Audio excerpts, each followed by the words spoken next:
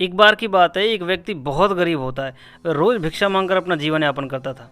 वह अपनी ज़िंदगी से बहुत ही परेशान रहता था क्योंकि उसकी ज़िंदगी के दिन बहुत गरीबी में कट रहे थे।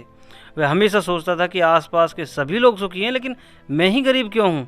फिर एक दिन किसी व्यक्ति ने उसे बताया कि तुम बुद्ध जी के पास जाओ, उनके पास परम ज्ञान है, वो तुम्हें कुछ ना कुछ ज़रूर देंगे, वो तुम्हारी ज़रूर मदद करेंगे।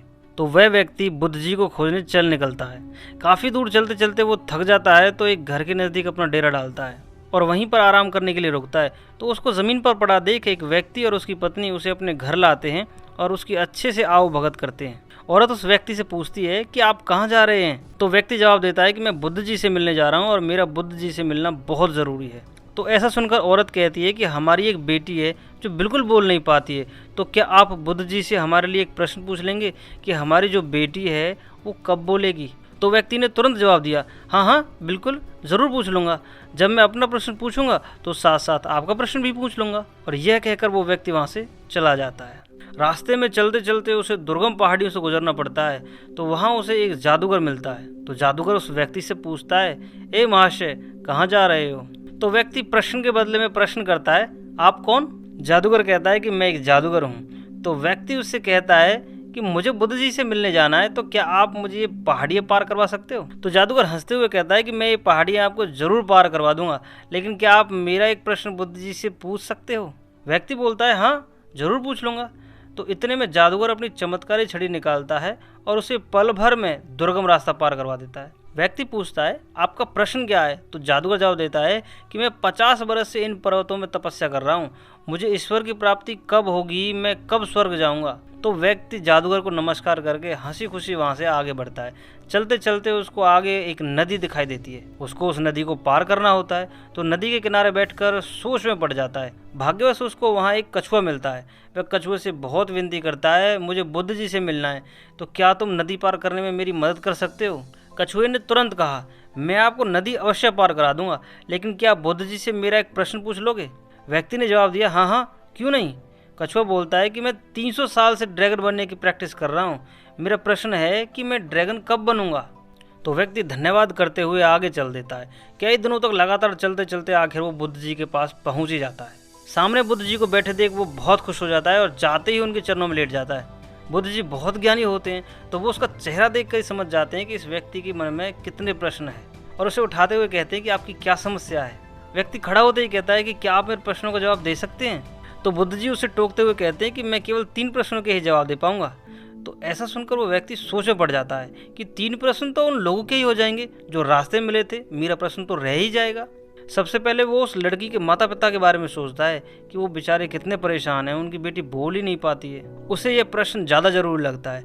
फिर वो उस जादूगर के बारे में सोचता है कि बेचारा 50 सालों से तपस्या कर रहा है और पता नहीं कितने सालों तक तपस्या करेगा ईश्वर की प्राप्ति के लिए, उसका प्रश्न भी उसे जरूरी लगता है। फिर वह उस कछुए के बारे में सोचता है जो 300 सालों से ड्रैगन बनने की प्रैक्टिस कर रहा है, उसे वह प्रश्न भी लाजमी लगता है। फिर वो अपने बारे में सोचता है कि मेरा क्या है, मैं तो यूं ही खा कमा लूँगा, ऐसे ही भीख भीख मांग लूँगा, लेकिन इन बेचारों का जवाब पाना बहुत ज़रूरी है। मेरा प्रश्न पूछने से शायद मेरी ज़िंदगी बदले या ना बदले, पर इनकी ज़िंदगी ज़रूर बदल सकती है। तो वह उन तीनों के प्रश्नों के उत्तर बुद्ध जी से पूछ लेता है। तो बुद्ध जी जवाब देते हैं कि वो लड़की जिस वक्त अपने हमसफ़र से मिलेगी उस वक्त से बोलना शुरू कर देगी, और जो जादूगर है वह जिस दिन अपनी छड़ी छोड़ देगा उसी दिन स्वर्ग पहुँच जाएगा, और जो कछुआ है जिस समय अपनी खाल यानी कवच छोड़ देगा उसी वक्त ड्रैगन बन जाएगा। वह बुद्ध जी का धन्यवाद करते हुए वहाँ से निकल जाता है। रास्ते में वो कछुआ उसे फिर मिलता है और वो उससे प्रश्न करता है कि क्या मेरा जवाब मिला। तो व्यक्ति जवाब देता है कि जिस समय तुम अपनी खाल यानी कवच छोड़ दोगे उसी समय ड्रैगन बन जाओगे। उसने ऐसा ही किया, वो पल भर में ड्रैगन बन गया।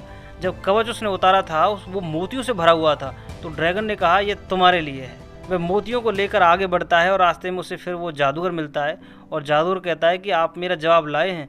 तो जादूगर से कहता है वो इंसान, आप जिस दिन ये छड़ी छोड़ दोगे ना उसी दिन स्वर्ग पहुंच जाओगे। जादूगर उस व्यक्ति के हाथ में छड़ी थमाकर स्वर्ग की यात्रा पर निकल जाता है। तो जाते जाते कहते हुए जाता है कि ये छड़ी तुम्हारे लिए एक उपहार है। वह व्यक्ति खुश होकर छड़ी पर बैठकर सबसे पहले उस दंपति के पास जाता है जिनकी बेटी बोल नहीं पाती है। वो वहाँ जाकर कहता है कि मैं आपके प्रश्न का उत्तर लेकर आया हूँ। वह व्यक्ति उनको बताता है कि जिस दिन आपकी बेटी अपने हमसफ़र से मिलेगी उसी दिन बोलना शुरू कर देगी। उनकी बेटी ऐसा सुनकर बहुत जल्दी में नीचे उतर कर आती है और बोलना शुरू कर देती है।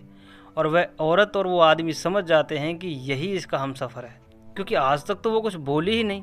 उनकी खुशी का ठिकाना नहीं रहता है। वे दोनों अपनी पुत्री की शादी उस व्यक्ति से करा देते हैं।